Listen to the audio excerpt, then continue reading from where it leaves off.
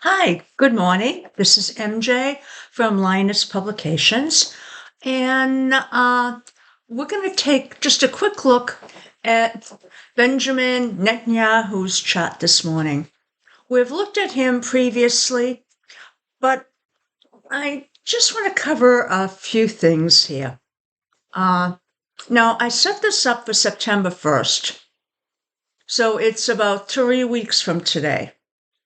And we've previously done both a solar arc and a progression on him, and that hasn't changed very much. So we're not going to go back into that. What I do want to point out in his chart is that one of the areas we see very heavily noted from my little markings is his Uranus. Now, Uranus is in effect the ruler of his third house, which is communication, short trips, neighbors. So that's an area that's being targeted by the transit energy. And it's, definitely something that fits because Gaza, in effect, would be a neighbor in addition to being another country. So this is something that's being targeted in his chart. So let's take a look at a few things here. And I also want to note that this is also targeting his communication. And this is saying to me that, we've got angles here that are not friendly to the Uranus, which likely means that he's not being truthful about things.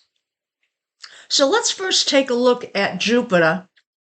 And that's actually pretty much sitting on, or will be very shortly, right on his Pluto.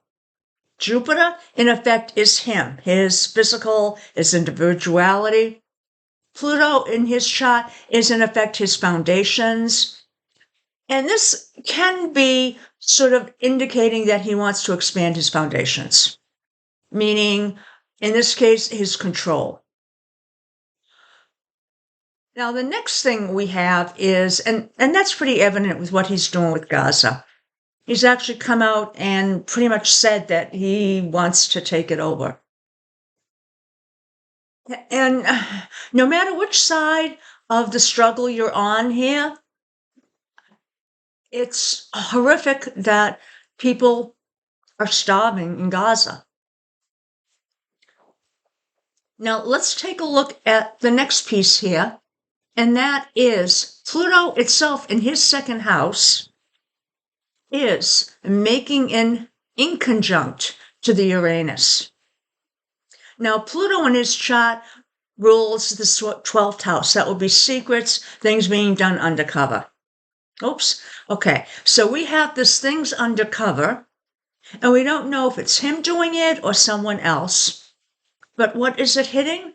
Well, it's hitting his Uranus, which is in the 7th house, which is the house of allies, known enemies. So in effect, this is also an indication of something that he is laying on Gaza. Now, it also indicates, again, the Uranus, that is there truth in what he's saying? Now, let's now take a look at Saturn. Saturn restrictions, depending on how it is, or a focus. Saturn has moved into his 4th house of home, and in this case, he's feeling restricted.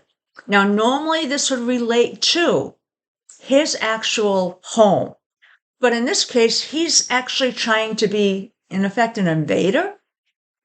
So this could be he is frustrated by his lack of land when it comes to his country. Now, that is an inconjunct, which is a break and adjust. It's a difficult angle. We have Saturn, which is ruling his 2nd house, and that's of resources. And the Sun is ruling his 9th house, which is ideology, what he believes in, can be foreign countries. Now, the Saturn here is restricting on the Sun. which means he is actually, there may be a point. Actually, this is in the past, and it's actually coming back again. So I shouldn't say it's in the past. So there may be a point where his country starts to maybe break against him. Identifying that they don't like where this is heading. But more importantly, it means that his resources may be limited in what he can do in Gaza.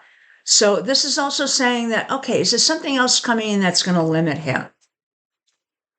The next thing we have is Neptune.